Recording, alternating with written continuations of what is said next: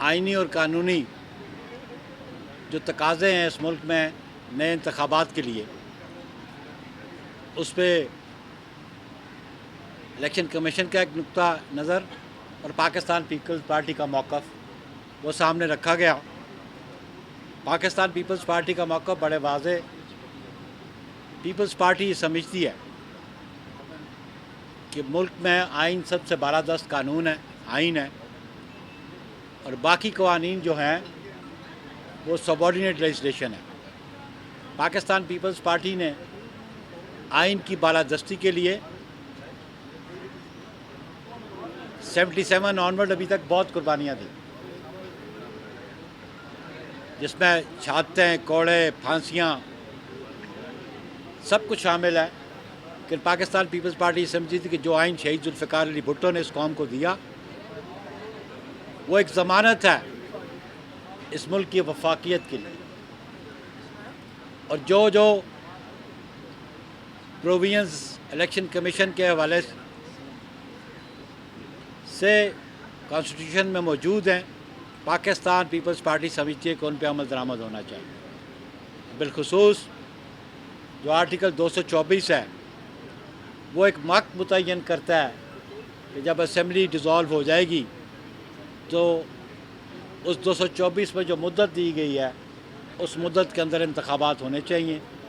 आज हमारी जो मुलाकात हुई इलेक्शन कमीशन ऑफ पाकिस्तान से और जो हमने मौक़िफ़ अपनाया वहाँ पे कि पाकिस्तान पीपल्स पार्टी ये चाहती है कि इलेक्शन कमीशन ऑफ पाकिस्तान नए इलेक्शन की डेट दे और उसके लिए शेड्यूल दे कि कौम में बहुत इज़्तिराब है, बेचैनी है, और उसके लिए बहुत ज़रूरी है कि नए इंतखाबात के लिए डेट दी जाए और उसका शेड्यूल दिया जाए। इलेक्शन कमीशन ने हमारा मौक़िफ़ सुना और उन्होंने कहा कि हम इस पे अपनी मीटिंग्स करेंगे और आपको कन्वे करेंगे। तो हम समझते हैं कि इलेक्शन डेट देना बहुत ज़रूरी है और आइन की जो प्रोविजंस हैं उनको मद्देनज़र रखते हुए इलेक्शन डेट दी जाए। ये हमारी गुफ्तगू शनीद हुई है और उन्होंने कहा कि हम आपको अपनी मीटिंग के बाद मुत्तला कर देंगे। ये बुनियादी नुक्ता हमारा ये था जिस पे हमारा इसरार भी है, पीपल्स पार्टी का मौक़िफ़ भी है कि इंतखाबात आइन की दी हुई मुद्दत के अंदर होने चाहिए। सर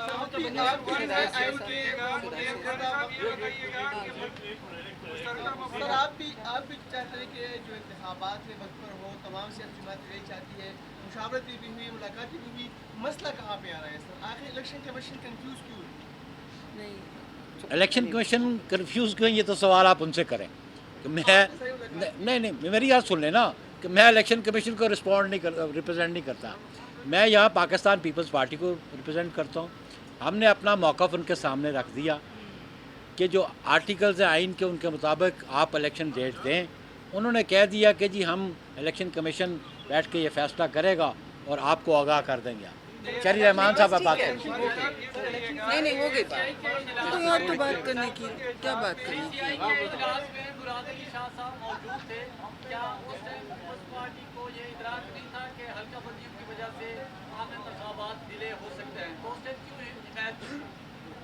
मैं अकेला मौजूद नहीं था, पूरे देखे मैं आ जाता हूँ। मैं पहले इसका जवाब दे चुका हूँ। अगर आपने नहीं, हमने डिफ़िकल्टी रिमूव की थी। अगर उस वक्त सीसीआई में 6 लोग मौजूद थे, मैं और नवीद कमर साहब मेंबर्स थे, कायरा साहब भी वहाँ मौजूद थे जो स्पेशल इन्वाइटी थे, और अगर जो अप्रूव हुई है सेंसस उसके अंदर अगर आप देखें तो आर्टिकल 51(5) पे जो एक बंदिश है कि जी अगर सीट्स चेंज होती हैं तो दोबारा कॉन्स्टिट्यूशनल अमेंडमेंट होगी, वो नहीं हुई। हमने तो मुश्किल दूर की थी उसमें, अगर उसको आप इस तरीके से देखें। इलेक्शन कमीशन ने हल्का बंदियों के मामले पे अपने खदशात का इजहार किया था कि अगर ये मामला हुआ तो इलेक्शन डिले होंगे, फिर भी पीपल्स पार्टी ने जाके देखिए मैं फिर से रिपीट करता हूँ कि इलेक्शन कमीशन के खदशात हैं तो उनका जवाब वही देंगे कि उनके क्या खदशात थे, क्या जवाब थे। हम आपको बता रहे हैं सेंसस हो गए थे, सेंसस के फाइनल नंबर्स उन्होंने हमें प्रोविंस वाइज दिए। उन प्रोविंस वाइज नंबर्स पे हमारी जो कॉन्स्टिट्यूशनल अमेंडमेंट की ज़रूरत नहीं थी, तो कोई कदगन नहीं थी इलेक्शंस टाइम पे होने की। इलेक्शन कमीशन ये भी कहता है कि एक तरफ जी आप सारे करेंगे।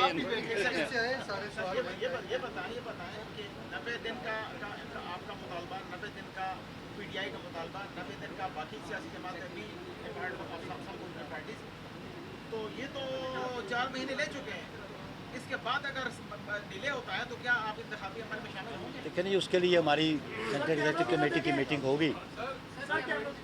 जो भी जवाब हमें इलेक्शन कमीशन देगा, हमारी जो कराची में 25 अगस्त को मीटिंग हुई थी, उसमें ये फैसला था कि इलेक्शन कमीशन आज की मीटिंग के बाद जो हमें रिस्पॉन्ड करेगा, उसको हमारी सीईसी की मीटिंग लाहौर में होगी और उसमें हम फैसला करेंगे हमारा अगला लाया अमल क्या होगा। थोड़ा एक सेकंड, इसी सवाल के जवाब को थोड़ा क्लैरिफाई कर दूं मैं कि देखिए, हमने इलेक्शन कमीशन से ये भी कहा कि जो डिलिमिटेशन है वो इतनी एक्सटेंसिव नहीं होनी, क्योंकि सूबों के अंदर जो है वो वही सीटें रहनी है जो कि पहले थी।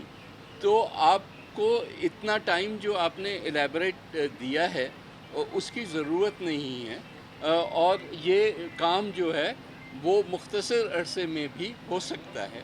इलेक्शन कमीशन ने हमें अश्योर ये किया कि हम इस बात पे गौर करेंगे और हम हो सकता है कि एक नया डिलिमिटेशन का टाइम टेबल दें। उसके साथ साथ ये भी बात उन्होंने कही कि हम और ये वेरीफाई वही करेंगे, लेकिन जो हमें एश्योरेंस दी गई कि इलेक्शन की तारीख भी उसके बाद अनकरीब हम दे देंगे। सर, इलेक्शन कमीशन सियासी जमातों के ऊपर मामला डाल रहे हैं। इलेक्शन कमीशन सियासी जमातों के ऊपर मामला डाल रहा है कि सियासी जमातों ने एक तो मरदमशुमारी ताख़ीर से की और दूसरा उसको नोटिफाई ताख़ीर से किया, और मुतालबा इलेक्शन कमीशन से कर रहे हैं कि आप जल्दी इंतखाबात कराएं, हमारे लिए मुमकिन नहीं है। देखिए, इस बहस में पढ़ने की ज़रूरत नहीं है कि वो सही है या हम सही हैं। जो हमारा मौक़िफ़ है हमने उनके सामने भी रख दिया और आपके सामने भी रख दिया। एक मिनट, एक बात सुने। एक जो आपने बात बार बार की है, just give me a little space, just सांस इधर आ जाए। मैं ये सिर्फ कह रही हूँ, देखिए अभी बार बार आप वही सवाल कर रहे हैं कि इलेक्शन कमीशन पे डाल रहे हैं। हमने बिल्कुल इलेक्शन कमीशन से आज वाज़े तौर पे कहा है कि ये आपकी और बहुत अच्छी मीटिंग हुई है, बहुत खुशगवार माहौल में, लेकिन हमने अपने जितने भी खदशात हैं डिले के हवाले से वो सामने रखे और कहा कि आइन हमारे लिए बालातर है किसी सब्सिडरी लेजिस्लेशन से, नंबर 1।